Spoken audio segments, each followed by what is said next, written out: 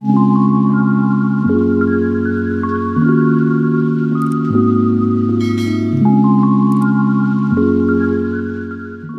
131. Bunuh dia, Tuan Muda Kang. Anda tidak apa-apa. Beberapa pengikut Kang Di langsung membantunya. Kang Di memegang kepalanya dan duduk tegak. Ketika dia melihat ada darah di tangannya, matanya langsung membesar karena sangat marah. Sejak kecil dia selalu dimanjakan. Dia yang selalu merundung orang lain. Sejak kapan dia pernah dipukul orang lain? Hajar dia, hajar sampai babak belur. Tangkap kedua wanita itu ke sini.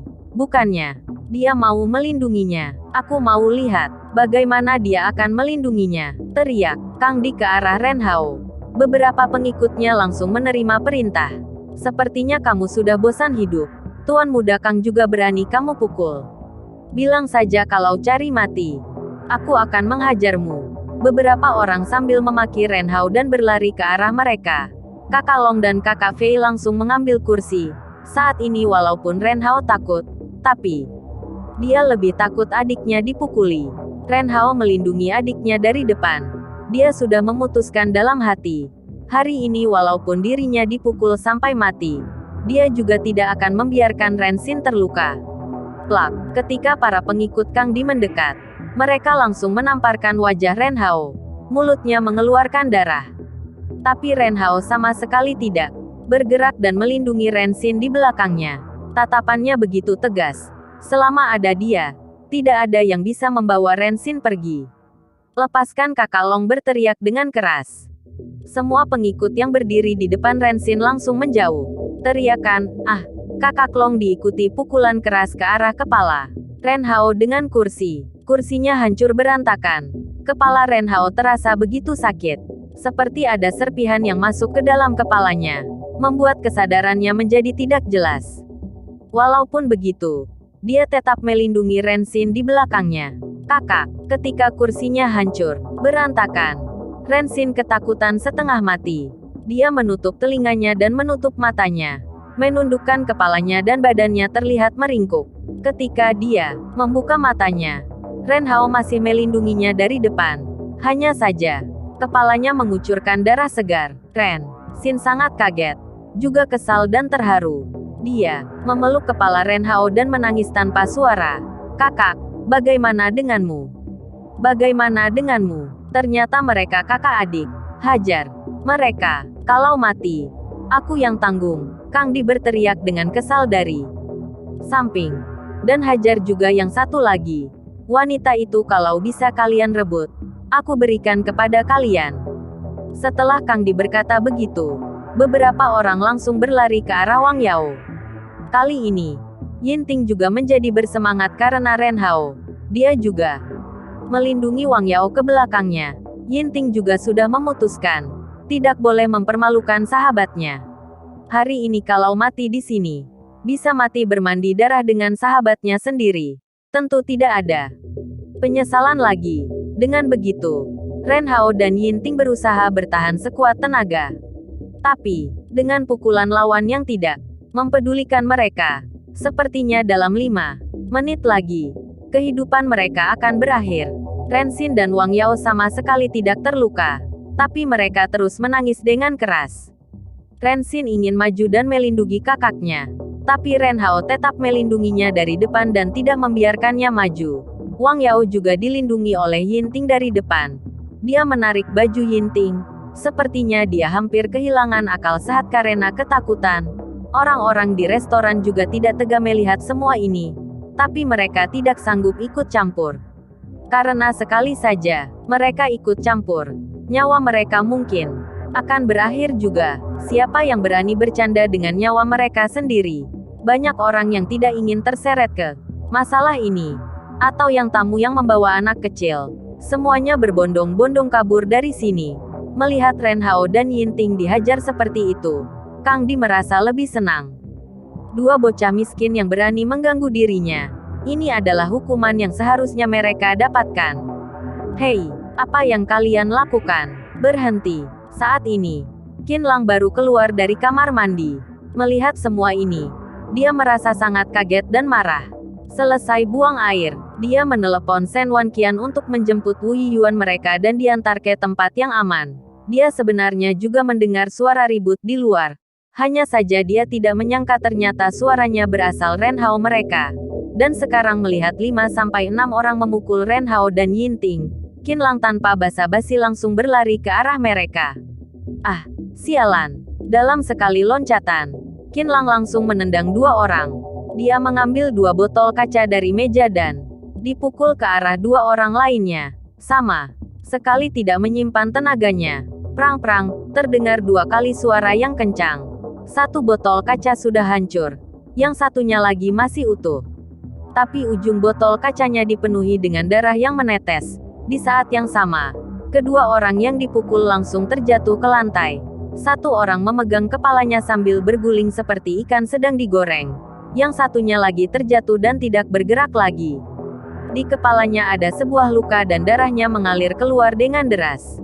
Kakak Long langsung memeriksa nafasnya. Tuan Muda Kang, orang ini sudah mati. Kakak Long menggelengkan kepalanya ke arah Kang Di. Para pengikut lainnya melihat Qin Lang lebih kejam dari mereka. Hanya 1 pukulan dan langsung membunuh teman mereka. Semuanya mulai takut. Tanpa sadar mereka menjauh dari Qin Lang dan melihatnya dengan waspada. Bagaimana keadaan kalian? Qin Lang melihat ke arah Ren Hao dan Yinting. Kepalanya penuh dengan darah dan badannya penuh dengan bekas sepatu lengan dan kaki juga penuh dengan luka. Qin Lang merasa sangat sedih melihatnya. Melihat Qin Lang menyelamatkan mereka, Ren Xin dan Wang Yao merasa terharu dalam hati. Mereka merasa Qin Lang beneran sangat tampan.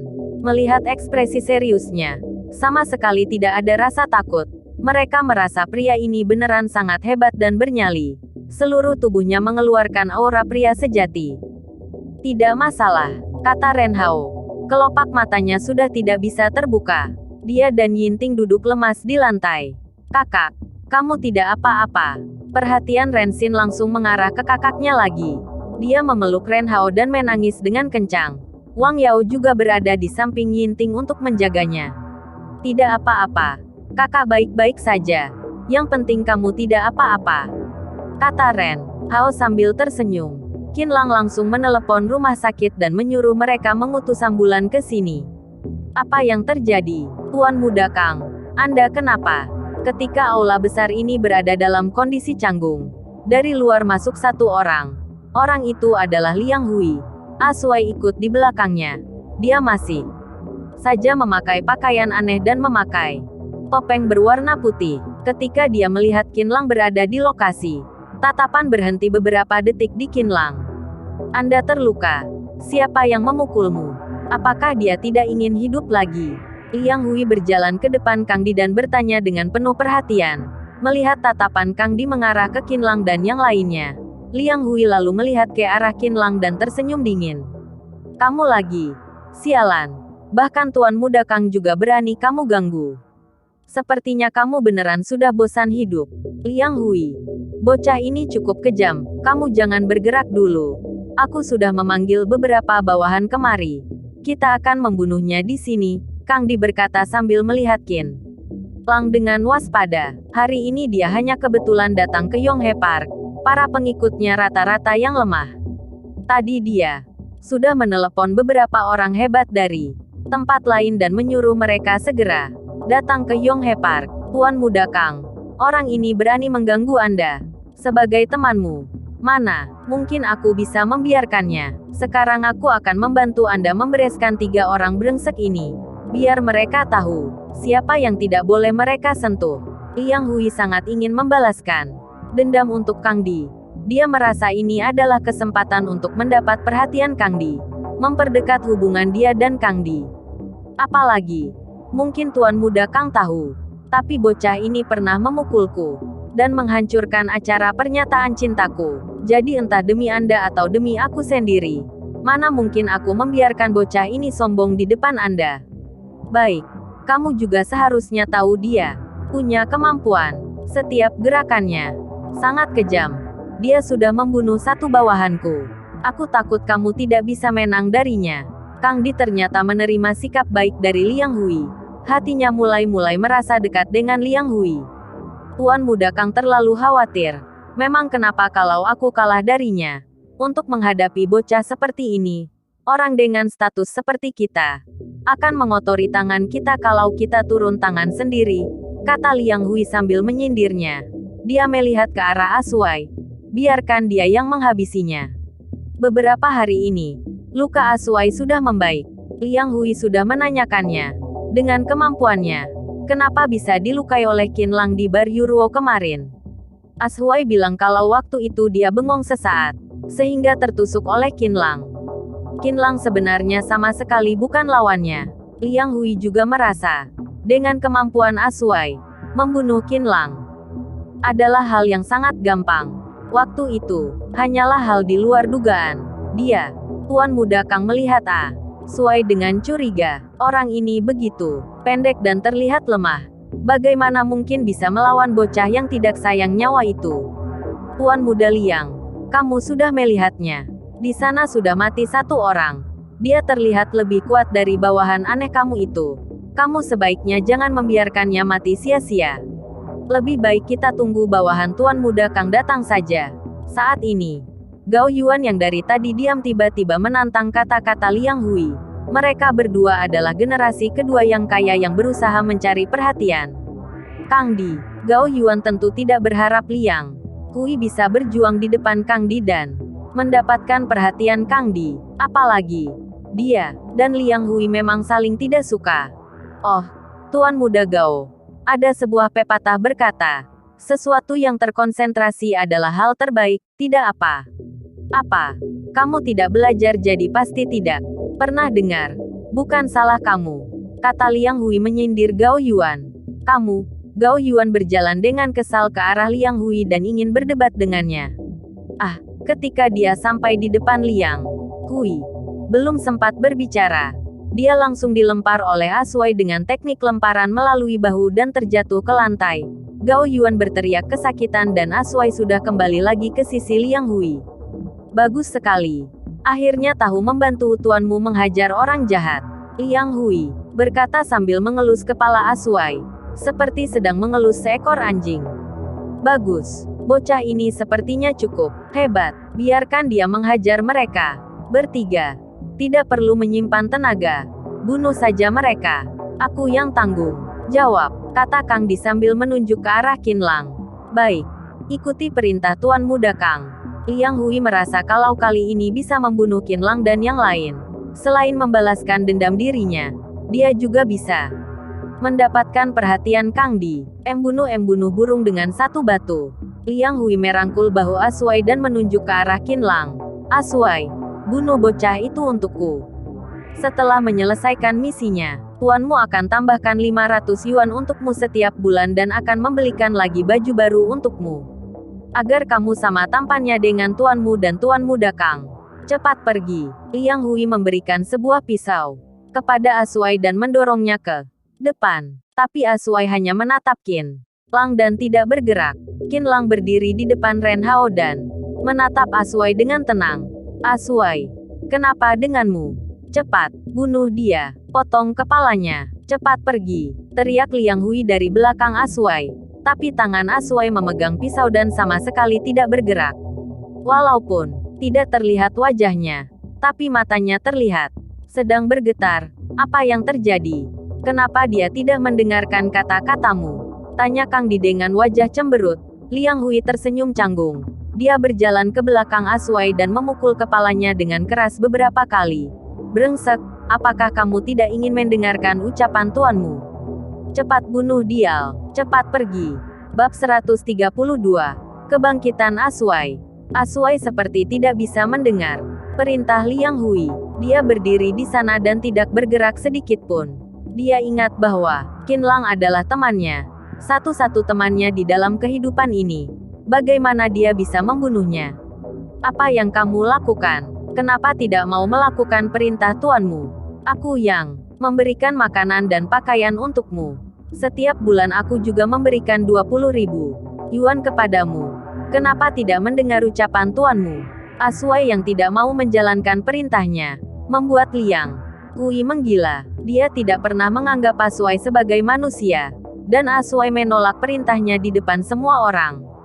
Membuat dia semakin malu. Liang Hui terus memukul kepala Asuai berkali-kali. Setelah 7-8 kali pukulan, Asuai terjatuh ke lantai. Brengsek, apakah kamu tahu? Di mata aku, kamu hanyalah seekor anjing. Aku memelihara kamu hanya untuk menggigit orang lain. Kalau kamu tidak bisa menuruti perintahku, aku akan membuangmu seperti sampah dan menjadikan kamu anjing liar. Yang paling menyedihkan, kata Liang Hui sambil menginjak kepala Asuai. Asuai sama sekali tidak melawan. Dia hanya sedikit menggerakkan badannya.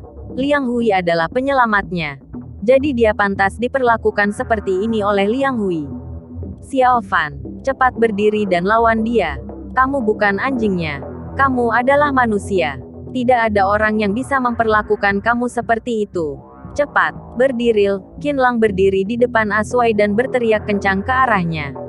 Melihat Asuai diinjak ke lantai, hati Qin Lang sangat sakit, tapi dia tahu semua ini perlu Asuai sendiri yang bangkit kembali. Barulah dia bisa melepaskan diri dari kontrol Liang Hui. Kemudian dia akan sadar bahwa Liang Hui tidak pernah menganggapnya sebagai manusia. Mendengar suara Qin Lang, Asuai membuka matanya. Dia melihat ke arah Qin Lang dan sekali lagi mendapatkan tatapan perhatian dari seorang teman. Tapi, dia adalah tuanku. Dia yang menyelamatkanku. Aku tidak boleh melawannya. Asuai yang diinjak di lantai menjawab dengan bodoh. Tidak, Xiao Fan. Dia memang menyelamatkanmu. Tapi kamu sudah mengembalikan semua hutang budi kepadanya. Di dunia ini tidak ada siapa yang menjadi tuan siapa selamanya. Sekarang dia sedang menghinamu, memukulmu. Kamu seharusnya berdiri dan melawan. Xiao Fan, berdiri. Teriak Qin Lang dengan keras. Dia berharap Asuai bisa mengerti apa yang dia katakan. Di dunia ini tidak ada siapa yang menjadi tuan siapa selamanya. Asuai mengulangi ucapan Qin Lang. Sekarang, kepalanya terasa sakit. Plak. Liang Hui tiba-tiba menendang kepala Asuai dengan sangat kencang. Kepala Asuai ditendang seperti bola. Bagus sekali. Kamu yang seekor anjing ternyata kenal dengan bocah itu. Kamu berani mengkhianati aku. Pantesan kamu tidak tega membunuhnya. Anjing sialan. Setiap hari aku memberimu makan dan minum. Sekarang kamu malah kenal dekat dengan musuh aku. Buat apa aku memelihara anjing seperti kamu? Liang Hui menendang perut Asuai dengan kencang dan membuatnya berteriak kesakitan. Tuan, bukan begitu. Aku tidak mengkhianati Anda, kata Asuai dengan bodoh. Sejak kenal dengan Liang Hui, dia tidak pernah berpikir untuk mengkhianati Liang Hui. Xiao Fan, cepat berdiri. Qin Lang terus berteriak dari samping. Kamu juga tidak usah memakai topeng aku lagi. Badut jelek. Teriak Liang Hui dengan kesal. Dia langsung menendang ke arah wajahnya. Dia ingin menghancurkan topengnya dan membiarkan orang-orang melihat wajah jeleknya. Tapi Asuai menggunakan tangannya untuk melindungi topengnya. Liang Hui menendangnya berkali-kali dan topeng ini seperti nyawa Asuai. Dia rela mati untuk topeng itu. Liang Hui tidak tahu bahwa karena dia memberikan Asuai sebuah topeng, Asuai menjadi sangat setia dengannya. Karena topeng itu menutup wajah Asuai yang sering ditertawakan itu. Setelah memakai topeng, dia bisa hidup seperti orang normal. Kalau Liang Hui menghancurkan topengnya, mungkin akan mengakibatkan sesuatu yang bahkan tidak bisa dibayangkannya. Badut jelek. Masih ingat waktu aku menyelamatkan kamu? Apa yang kamu katakan kepadaku? Kamu akan menuruti semua perintahku. Sekarang aku kasih pilihan. Yang pertama, bunuh dia. Atau yang kedua, kembalikan topengnya kepadaku. Liang Hui juga tahu, jika masih ada topeng ini, dia tetap bisa mengontrol Asuai. Jangan berbaring seperti anjing lagi di lantai. Cepat berdiri. Liang Hui menarik rambut Asuai dan memaksanya berdiri. Kemudian dia kembali memberikan pisaunya kepada Asuai. Kali ini dia mendorong Asuai selangkah demi selangkah ke arah Qin Lang. Ketika sisa 5 meter dari Qin Lang, dia langsung mendorong Asuai ke arah Qin Lang. Cepat bunuh dia. Pisau yang dipegang Asuai sedang bergetar. Mata yang menatap Qin Lang juga bergetar. Saat ini, hatinya beneran sangat kacau. Apakah harus memilih topeng? Atau memilih teman? Yang pertama adalah sesuatu yang dia anggap sebagai nyawa dia sendiri. Yang kedua mungkin ada arti dari kehidupannya ini. Xiao Fan, apakah kamu masih tidak bisa melihat dengan jelas siapa sebenarnya Liang Hui ini? Jangan dikontrol lagi olehnya. Kalau terus begini, walaupun kamu hidup, kamu juga tidak akan merasa bahagia. Qinlang masih berusaha menasehati Asuai, agar dia bisa segera sadar. Asuai yang sekarang sama sekali tidak bisa mendengar ucapan apapun. Ada pertempuran sengit di benaknya. Badut jelek, cepat bunuh bocah itu. Kalau tidak, kamu harus lepaskan topeng itu dan biarkan wajah jelekmu itu terpampang keluar. Semua orang akan menertawakanmu. Tidak ada yang mau mendekatimu. Tidak ada perusahaan yang mau memperkerjakan kamu. Kamu akan dibuang oleh lingkungan ini. Tidak ada orang yang akan kasihan padamu.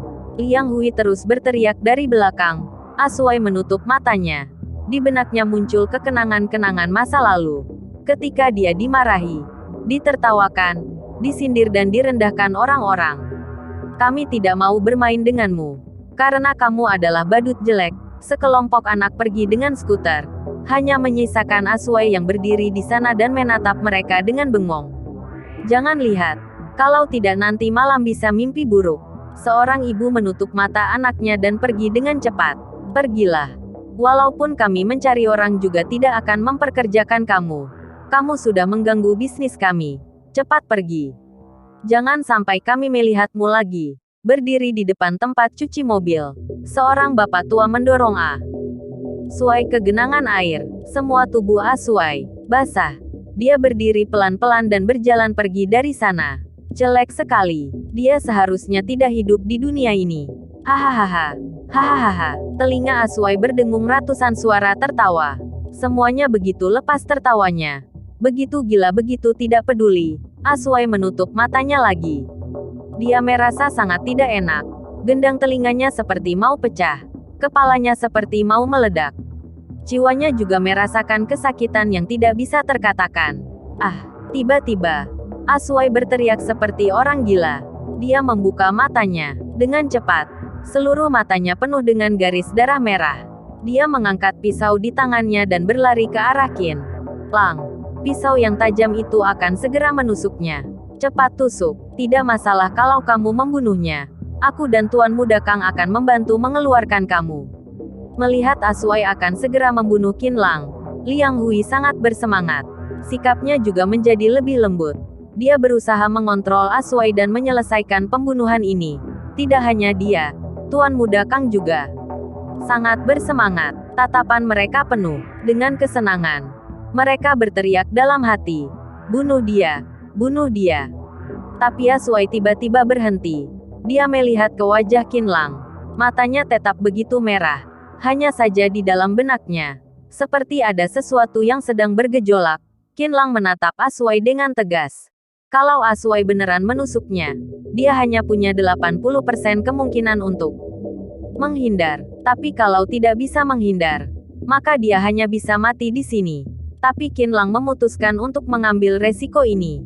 Alasan dia bisa begitu bernyali sangat sederhana. Hanya karena satu kata itu, teman. Kalau tidak percaya, buat apa kita berteman? Dia percaya Asuai bisa mengambil pilihan yang tepat. Kalau Asuai mau lepas dari Liang Hui, dia harus melewati rintangan ini. Saat ini, Ren Hao tiba-tiba berlari ke arah Asuai. Melihat Asuai mengarahkan pisau ke arah Qinlang, Ren Hao sangat panik. Dia mencari kesempatan untuk mendorong Asuai, agar Qinlang bisa kabur. Tapi dia hanya mahasiswa dan juga terluka. Jadi Asuai dengan gampang menendangnya. "Kakak, jangan bergerak. Apa yang kamu lakukan?" Ren Xin langsung berlari ke depan Ren Hao. Dia memeluk kepala Ren Hao dan terus menangis terseduh. Asuai melihat ke arah Ren Hao. Dia tidak mengerti perbuatannya. "Orang aneh. Aku yang menghajar si anjing Tuan Muda Kang itu. Jangan mencari sahabatku. Sini hajar aku." Ren Hao berteriak dengan keras ke arah Asuai. "Dan aku juga. Lepaskan sahabat aku. Aku akan bertarung 1 lawan 1 denganmu." Saat ini, Yinting juga berteriak dengan keras. Wang Yao terus menariknya. Tapi dia tetap berusaha mencari kesempatan untuk menolong Qin Lang. Sahabat, Asuai bergumam. Di benaknya muncul pemandangan hari itu. Ketika dia bersama Qin Lang waktu itu. Asuai, siapa nama aslimu? Nama aku Zhang Xiaofan. Nama yang bagus. Mulai sekarang kamu adalah teman aku Qin Lang. Kamu boleh datang mencariku. Teman 3. Betul. Teman. Atau bisa dibilang sahabat juga, ke depannya. Kalau Liang Hui menyuruh kamu membunuhku, apakah kamu akan membunuhku? Tidak. Aku tidak membunuh temanku. Aku juga tidak akan membiarkan temanku diganggu. Setiap ucapan yang pernah dia katakan mulai muncul kembali di benak Asuai. Di dalam hati Asuai mulai muncul perasaan menyesal. Apa yang sebenarnya dia lakukan sekarang? Cepat bunuh dia. Badut jelek. Kalau tidak, lepaskan dan kembalikan topeng aku. Biarkan kamu ditertawakan oleh orang-orang. Liang Hui masih berteriak dengan keras dari belakang. Tapi suara dia tiba-tiba berhenti. Asuai berteriak dengan keras sekali lagi. Kali ini dia mengarahkan pisaunya dengan cepat.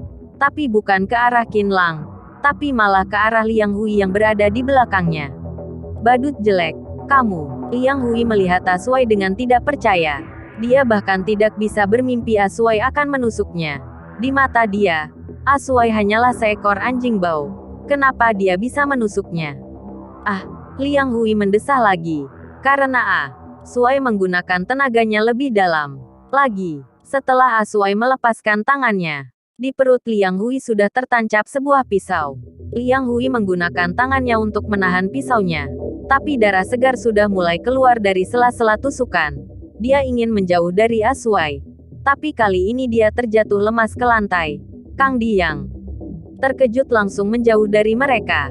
Tuan Muda Kang, cepat antar aku ke rumah sakit, kata Liang Hui kepada Kang Di. Dari mulutnya keluar darah, lalu turun ke dagu dan membasahi bajunya. Belum selesai bicara, Liang Hui sudah terbaring lemas di lantai. Pandangannya pelan-pelan menjadi buram. Badannya tidak bergerak lagi.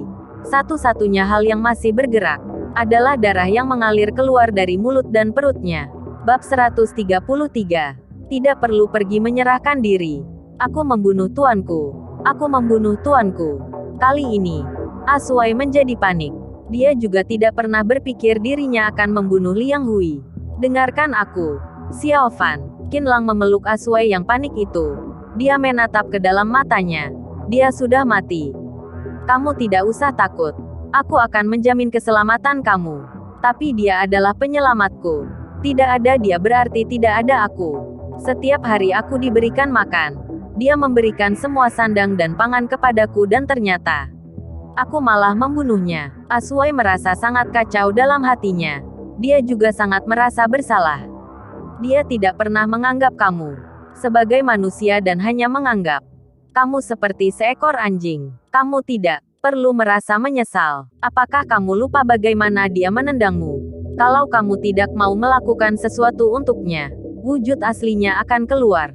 Qin Lang berusaha menghibur Asuai dan akhirnya Asuai bisa merasa lebih tenang. Sekarang Liang Hui sudah mati. Mulai sekarang kamu sudah mandiri. Kamu tidak perlu mendengar perintah orang lain lagi, kata Qin Lang kepada Asuai. Mimpi burukmu sudah berakhir. Mulai sekarang kamu akan menjadi lebih baik. Apakah kamu percaya padaku? Aku percaya padamu.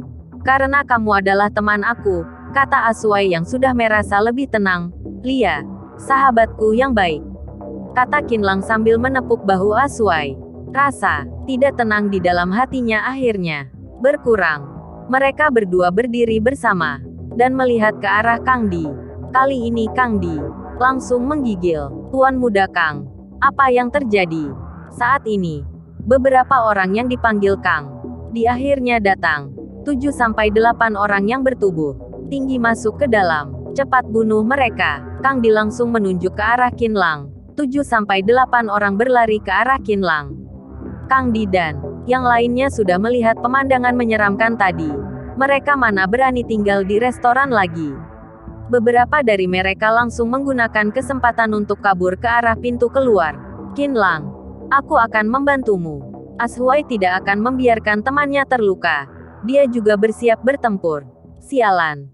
Hari ini kita akan menghajar mereka sampai puas. Ren Hao juga berdiri. Tidak menunggu Ren Xin menariknya. Ren Hao langsung ikut bertarung. Adiknya melihat Ren Hao dengan khawatir. Dia takut. Kakaknya terluka kembali. Mana bisa tidak ada aku. Aku juga ikut. Beberapa temannya sudah ikut. Yinting tidak mungkin diam saja. Walaupun terluka. Walaupun lemah. Dia juga harus bertarung bersama sahabatnya. Dalam sekejap mata, Qin Lang dan mereka berempat bertarung dengan 7-8 pria yang tinggi itu. Kedua gadis Ren Xin dan Wang Yao menyaksikan mereka dengan cemas. Kemampuan Ashuai tidak biasa. Dengan tekniknya itu, 7-8 orang itu bukanlah lawannya. Dengan dia sendiri sudah cukup melawan 7-8 orang itu sekaligus. Mau kabur kemana kalian? Berhenti. Qin Lang berlari ke arah pintu keluar dan menahan Tuan Muda Kang untuk kabur. Pong, suara pintu tertutup. Kali ini, mereka tidak bisa kabur dari sini lagi. Ayah, astaga, sialan di sisi lain. Walaupun Ashuai juga terluka sedikit, tapi dia sudah menghajar 7-8 orang itu sampai terjatuh ke tanah. 7-8 orang itu saling menimpa satu sama lain.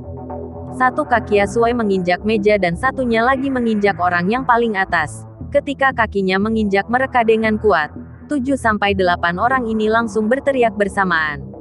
Berlutut, Qin Lang berteriak dan duduk di kursi. Ren Hao dan Yinting juga duduk. Mereka terasa lebih enak dari Qin Lang. Karena di sisi mereka ada dua orang wanita cantik yang melayani mereka. Lia. Iya. Kami berlutut. Kami berlutut. Kang Di sekarang mana mungkin peduli lagi dengan status anak ketua Kimen. Kalau tidak mendengar ucapan Qin Lang, mungkin dia akan berakhir di sini. Bagaimana dengan mereka? Kalian yang atur saja. Qin Lang melihat ke arah Ren Hao dan Yinting. Hari ini Kang Di yang mengganggu mereka duluan. Kamu kira dirimu masih tuan muda? Aku akan menjadikan kamu tuan muda sampah. Karena Kang Di sudah ditekan. Ren Hao dan Yinting juga langsung bersemangat dan tidak selemah yang tadi. Sambil berkata, Ren Hao langsung menamparnya. Kamu juga kakak Long sampah. Kakak Fei sampah. Yinting juga berkata sama. Sambil menamparkan dua orang yang mengganggu Wang Yao dan Ren Xin di bandara. Lia, tamparan Anda benar. Kami memang pantas ditampar. Saat ini, Kang Di hanya bisa menuruti mereka. Ren Xin, Wang Yao, menurut kalian, bagaimana kita harus menghajar beberapa sampah sini? Kata Ren Hao sambil melihat ke arah Ren Xin dan Wang Yao. Lia, bagaimana kalau kalian juga menampar mereka saja? Kata Yinting, sudahlah. Mereka sudah terluka parah. Bagaimanapun Ren Xin mereka adalah wanita. Pasti lebih lembut hatinya. Tidak bisa. Terlalu ringan bagi mereka. Ren Hao langsung berkata, rasa kesal di dalam hatinya masih belum hilang. Ren Hao menatap ke arah Kang Di. Tampar pipi kalian sendiri. Tampar sekali sujud sekali.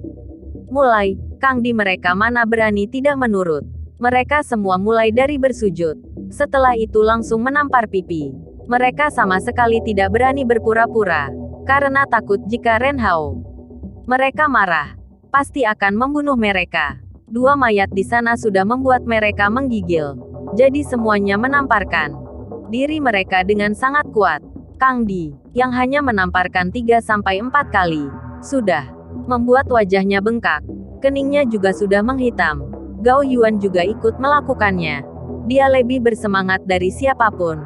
Siapa yang menyuruh kamu menampar dirimu sendiri? Saat ini, terdengar suara Ren Hao. Gao Yuan langsung terkejut dan melihat ke arah Ren Hao dengan takut. Ketika melihat wajah Ren Hao dan Yinting yang sangat marah itu, detak jantung Yinting langsung semakin cepat. Kakak Ren Hao, maafkan aku. Kakak Yinting, maafkan aku. Aku salah. Aku beneran salah. Aku bukan manusia. Aku tidak seharusnya membicarakan kalian seperti itu. Mohon maafkan aku. Bagaimanapun kita adalah teman sekelas. Tolong maafkan aku. Kali ini, aku pasti akan berterima kasih kepada kalian berdua. Gao Yuan terus bersujud tanpa henti dan berteriak dengan sangat ketakutan. Sialan kamu. Sekarang baru ingat kita teman sekelas. Hah. Mendengar Gao Yuan mengungkit teman sekelas, Ren Hao dan Yinting semakin kesal. Mereka menendang Gao Yuan di waktu yang bersamaan dan membuat Gao Yuan terjatuh ke lantai. Ren Hao dan Yinting langsung maju ke depan Gao Yuan lagi. Mereka mana peduli teman sekelas lagi sekarang. Ren Hao memukul dari kiri, Yinting dari kanan. Mereka terus menamparkan Gao Yuan hampir 10 kali. Setelah selesai, kesadaran Gao Yuan hampir menghilang. Tapi dia bahkan tidak berani pura-pura pingsan. Barusan selesai dipukul, dia langsung berdiri lagi dan berlutut kembali. Dan bersujud minta maaf kepada mereka. Kakak Ren Hao, kakak Yinting, aku tidak berani lagi. Aku tidak berhak menjadi teman sekelas kalian. Hari ini semuanya karena salahku. Pada akhirnya, Ren Hao menyuruh Gao Yuan dan yang lainnya terus menampar dirinya. Di aula restoran ini, penuh dengan suara tamparan plak-plak, dan suara bersujud, tuk-tuk. Setelah Qinlang menyuruh mereka berhenti, wajah mereka sudah bengkak. Pergi sana. Setelah Qinlang berteriak, Kang Di dan yang lainnya, termasuk Gao Yuan langsung berlari keluar dengan cepat. Saat ini, Qinlang dan yang lainnya baru merasa tenang. Qinlang, bagaimana kamu dan Ashuai? Ren Hao bertanya kepada mereka dengan bingung. Tadi ketika masih ada Kang Di dan yang lainnya, mereka masih bersemangat dan melupakan Qinlang dan Shuai sudah membunuh 2 orang. Iya, tidak seharusnya membiarkan mereka pergi. Mereka pasti lapor polisi, kata Yinting dengan penuh penyesalan.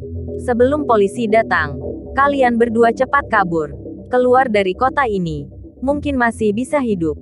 Wang Yao juga membantu memikirkan strategi untuk Qinlang. Dia sebenarnya tidak ingin sesuatu terjadi dengan Qinlang. Hari ini kalau bukan Qinlang, di antara mereka pasti ada yang mati. Wang Yao, kamu jangan bodoh. Kalau kabur pasti akan lebih parah, kata Ren Xin dengan cemberut. Dia melihat ke arah Qinlang. Tatapannya penuh dengan perhatian. Sambil berkata, dengarkan kata aku. Sekarang cepat pergi ke kantor polisi. Pasti bisa sampai sebelum orang-orang tadi. Dengan begitu, hukumannya akan lebih ringan. Apalagi mereka yang memukul kita duluan. Hukumannya akan semakin ringan. Sekarang juga hanya bisa begitu, ayo.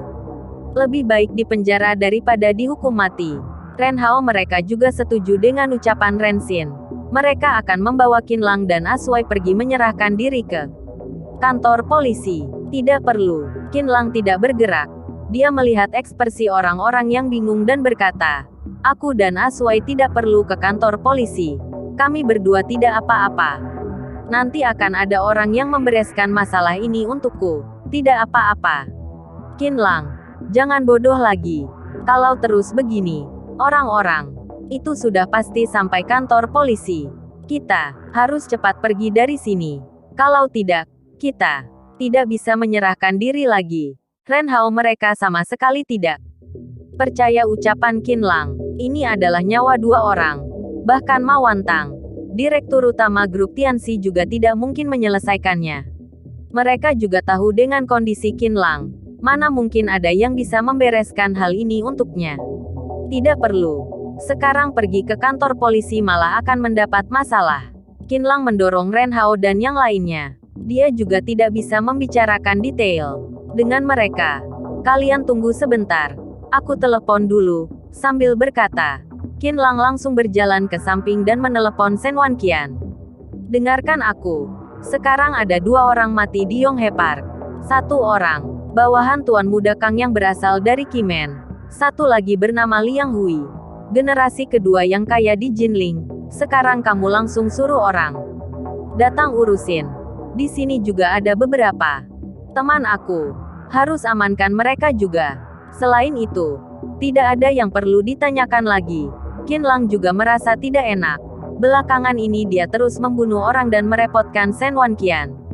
Tapi dia tahu, membereskan 2 orang ini bagi Shen Wanqian, atau bagi keluarga area Huadong adalah hal kecil. Tuan Muda, Anda tidak apa-apa? Tanya Shen Wanqian dengan perhatian. Mendengar Qinlang bilang tidak apa-apa, dia baru merasa tenang. Setelah itu dia menjawab, baik, Aku sudah mengutus orang ke sana untuk mengurusnya. Teman Anda juga akan baik-baik saja. Bagus, Qinlang mengangguk. Bagaimana dengan ibu dan anak itu? Apakah mereka sudah dipindahkan ke tempat aman? Aku baru ingin melaporkan hal ini kepada Anda. Suara Shen Wanqian menjadi lebih berat. Ketika orang kita sampai di hotel, mereka sudah tidak ada. Tidak ada. Kemana mereka? Kata Qinlang dengan suara panik. Orang hotel bilang ada beberapa pria yang membawa mereka pergi. Kami sudah memeriksa CCTV. Kalau tidak salah, mereka dibawa oleh orangnya Kimen. Sekarang aku sedang mengutus orang untuk pergi ke Kimen, kata Shen Wanqian. Kalian tunggu. Kali ini aku akan pergi juga. Kata Qinlang sambil berpikir.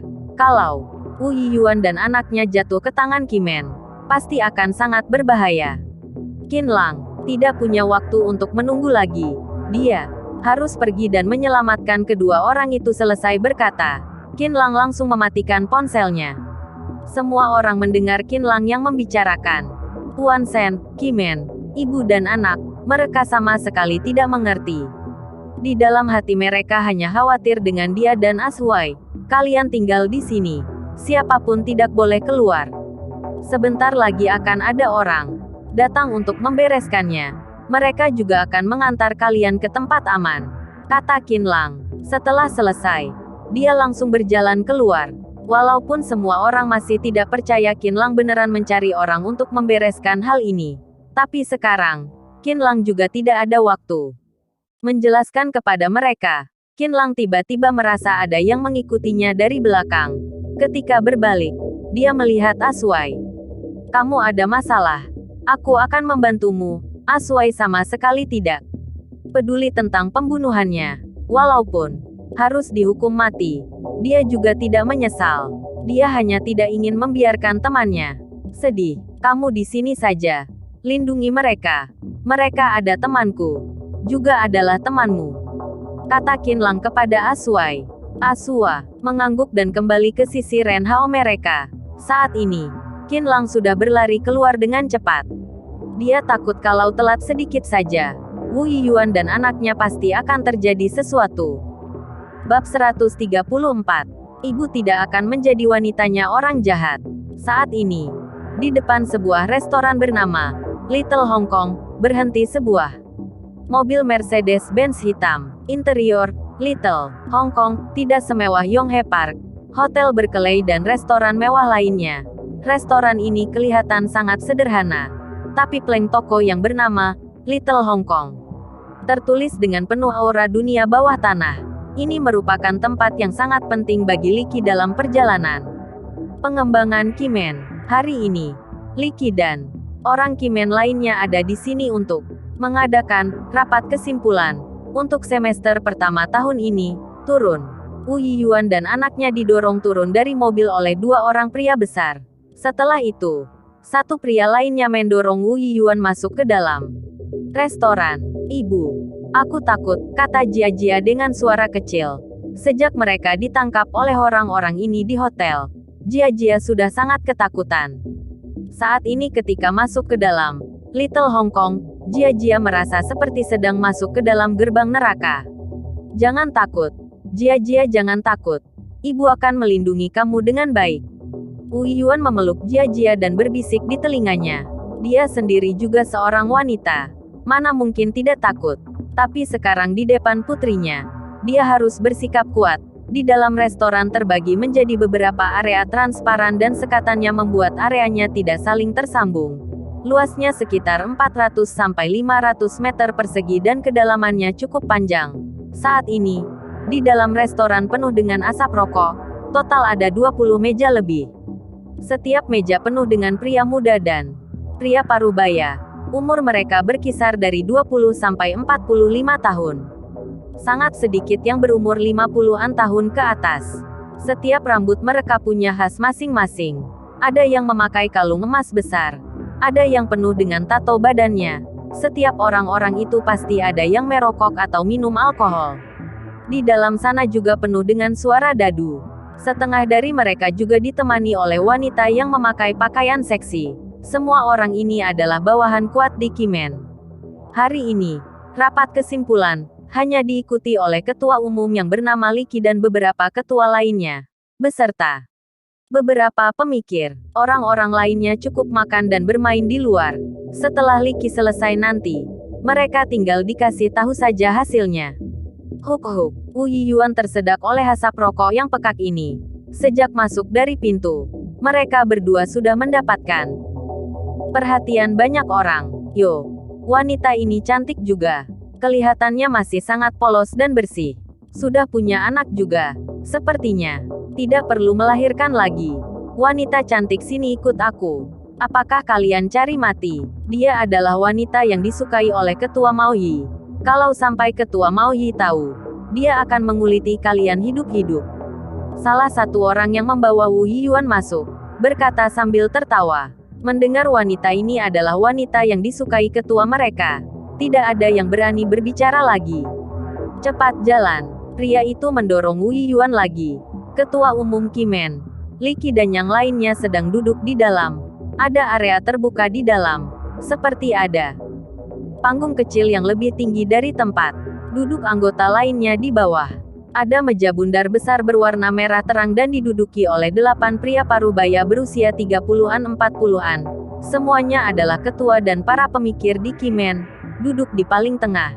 Di bawah sebuah tulisan kaligrafi yang bertuliskan, kesetiaan, adalah ketua umum Kimen yang bernama Liki. Rambutnya datar, hitam bercampur dengan putih. Kulitnya tidak putih. Di wajahnya ada aura yang licik dan jahat. Saat ini, dia sedang menggunakan sebuah sapu tangan merah untuk menyeka batu giok bernilai 1 juta yuan yang dihadiahkan orang kepadanya. Kemana ketua mau 2 hari ini?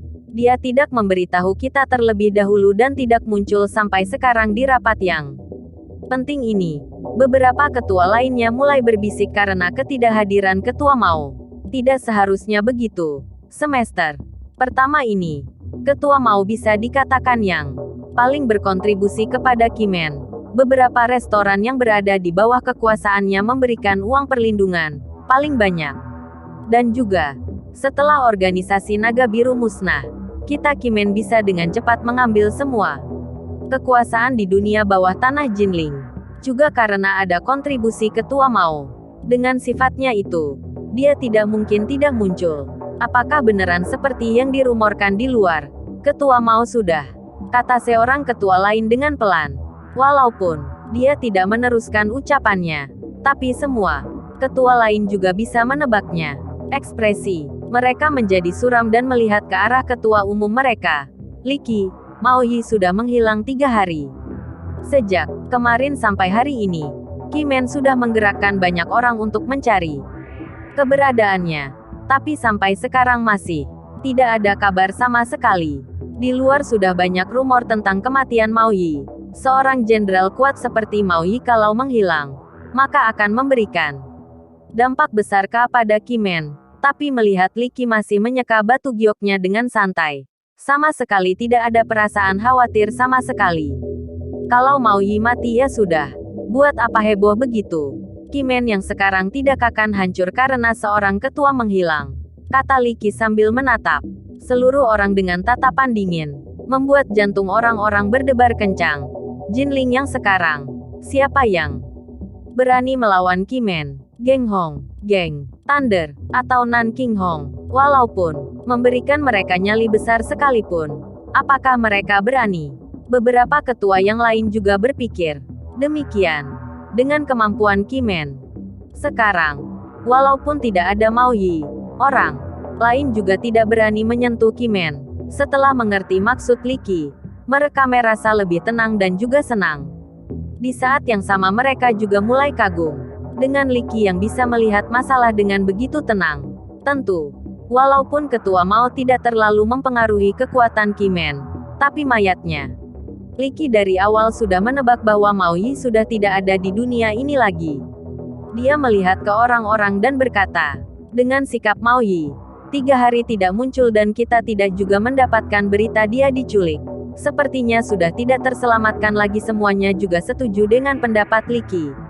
Mayat ketua Mao harus ditemukan dan juga, tidak peduli apa tujuan lawan kita, orang yang membunuh ketua Mao harus Dihukum dengan berat. Tatapan Li Qi menjadi kejam. Orang Kimen kita kalau bisa dibunuh begitu saja. Bagaimana Kimen kita bisa berdiri dengan kuat di Jinling? Mungkin orang itu ingin menantang kekuatan Kimen, tapi sepertinya dia salah. Kebetulan memberikan kita satu kesempatan untuk memberi mereka pelajaran. Betul, kalau sampai kita menemukannya, mereka pasti habis. Berani mengacau di tempat Kimen. Sepertinya sudah bosan hidup. Beberapa ketua lainnya yang mendengar suara Li Qi langsung mulai merasa senang dan gembira. Mereka semua menganggap ucapan Li Qi adalah paling benar. Mereka memberi hormat kepadanya untuk memperlihatkan kesetiaan mereka. Li Qi melihat ke arah meja yang paling 9. Dekat dengan mereka. Ketika melihat wajah Kang dibengkak seperti babi, dia langsung merasa kesal. Dia melirik ke arah Kang Hongquan sambil berkata, "Ketua Kang, anakmu dihajar seperti seekor babi. Apakah kamu merasa senang? Kalau hal seperti ini terjadi lagi, kalian berdua tidak perlu datang menghadiri rapat Kimen lagi." "Tentu tidak. Mohon Tuan Qi jangan marah. Aku jamin tidak akan terjadi hal seperti ini lagi," kata Kang Hongquan sambil meminta maaf. Kang Di baru sampai. Kang Hongquan tidak tahu kenapa wajahnya bisa bengkak seperti babi. Tadi Li Qi dan beberapa ketua sedang mendiskusikan hasil semester pertama tahun ini. Kang Hongquan juga tidak bisa bertanya. Saat ini diocehin oleh Li Qi, membuat Kang Hongquan sangat tidak tenang. Dia mana mungkin tidak mengerti maksud dari ucapan Li Qi. Mulai sekarang kalau terjadi hal seperti ini lagi, mungkin posisi ketua dia harus diberikan kepada orang lain. Kang Hongquan melihat ke arah anaknya dengan kesal. Melihat wajahnya yang bengkak seperti babi, dia ingin sekali mengambil pisau dan mengirisnya. Sekalian untuk makan bersama arak yang enak ini. Tapi walaupun marah, Kang Hongquan masih tidak mengerti. Di Jinling siapa yang berani menghajar anaknya? Melihat tatapan ayahnya yang sangat kesal itu, Kang Di langsung menundukkan kepalanya dan tidak berani melihat. Wajah yang bengkak seperti babi terlihat sangat lucu. Kalau sampai ayahnya tahu dia berlutut di Yonghe Park dan menamparkan diri sendiri sambil bersorak untuk dua orang mahasiswa, ayahnya mungkin akan langsung mengulitinya hidup-hidup. "Tuan Qi, orangnya sudah aku bawakan untuk Anda." Saat ini, dua pria itu akhirnya membawa Wu Yiyuan dan anaknya ke meja Li Qi. Melihat wajah cantik Wu Yiyuan, Li Qi sedikit bengong. Saat ini akhirnya dia berhenti menyeka batu gioknya. Dia merasa wanita ini lebih enak dipandang daripada batu gioknya. Senyuman Li Qi tidak bisa diartikan. Dia hanya melihat ke arah Wu Yiyuan. "Kamu adalah wanita yang disukai oleh Ketua Mao. Memang sangat cantik. 2 hari ini, apakah Ketua Mao datang mencarimu?" Tidak, Wu Yiyuan berkata dengan terpatah-patah. Saat ini di benaknya muncul pemandangan di dapur yang mengerikan itu. Dia menutup matanya dan jantungnya berdebar dengan kencang. Li Qi mana mungkin tidak tahu. Wu Yiyuan sedang berbohong. Dia sudah mati. "Betul. Aku sudah bilang. Dia tidak datang mencariku," kata Wu Yiyuan dengan sedikit kesal.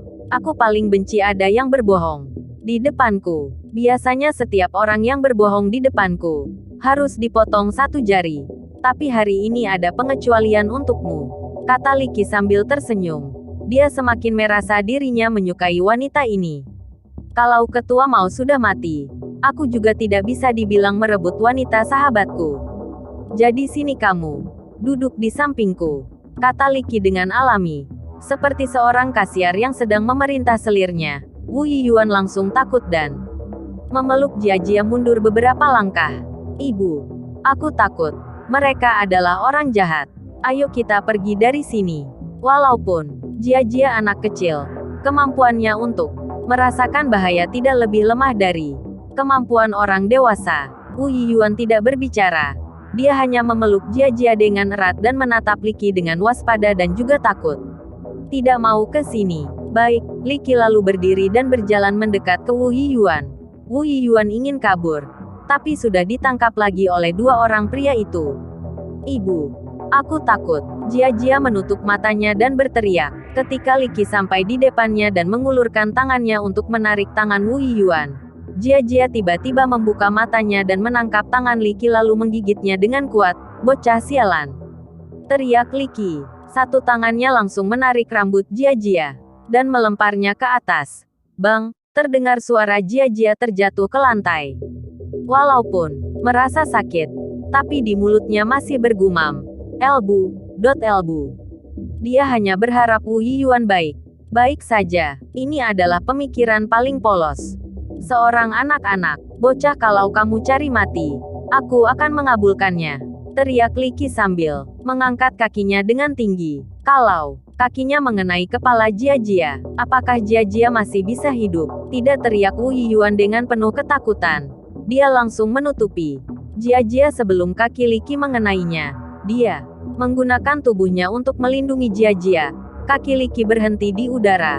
Kamu sangat mencintai putrimu. Tapi kamu harus tahu, orang yang aku Li Qi ingin bunuh, walaupun Raja Kaisar sekalipun tidak bisa menyelamatkannya, kata Li Qi. Tersenyum dingin. Tapi hari ini aku kasih satu pengecualian.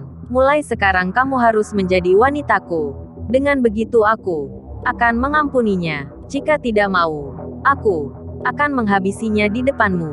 Li Qi walaupun belum bertemu dengan Wu Yiyuan, tapi dia pernah mendengar Mao Yi bilang kalau Wu Yiyuan adalah wanita yang keras. Kalau mau mendapatkannya, tidak akan segampang itu. Melihat anak perempuan ini adalah nyawanya, dia bisa menggunakan kesempatan ini untuk mendapatkannya. Wu Yiyuan dengan pelan mengangkat anaknya berdiri, sambil mengelus badannya yang terjatuh tadi. Tatapannya penuh dengan kelembutan. Elbu. Dia, orang jahat. Kamu tidak boleh menjadi wanita, orang jahat. Jia juga tidak mau menjadi anaknya orang jahat, kata Jia sambil menahan rasa sakit di tubuhnya. Baik, ibu tidak menjadi wanitanya. Ibu hanya menipunya. Air mata Wu Yiyuan terus berputar di dalam matanya. Dia berkata kepada Jia sambil melihat ke arah Li Qi. Dari tatapannya, Li Qi bisa mengerti Wu Yiyuan sedang menipu Jia atau sedang menipunya. Aku berjanji kepadamu. Wu Yiyuan berdiri dan berkata kepada Li Qi. Dia tidak ada cara lain lagi sekarang. Jia juga tidak mengacau lagi. Dia mengira Wu Yiyuan sedang menipu orang jahat ini. Baik, bawa Nona Wu ke kamar aku, kata Li Qi sambil mengangguk. Pong. Saat ini dari pintu masuk terdengar suara pintu didobrak dan teriakan kesakitan. Li Qi dan beberapa ketua lainnya kaget dan melihat ke arah pintu masuk. Semua orang Kimen juga serentak berdiri. Wu Yiyuan juga kaget. Dia ikut melihat ke arah pintu masuk. Orang yang ramai ini membuat dia tidak bisa melihat apa yang terjadi. Tapi bayangan seseorang tiba-tiba muncul di benaknya.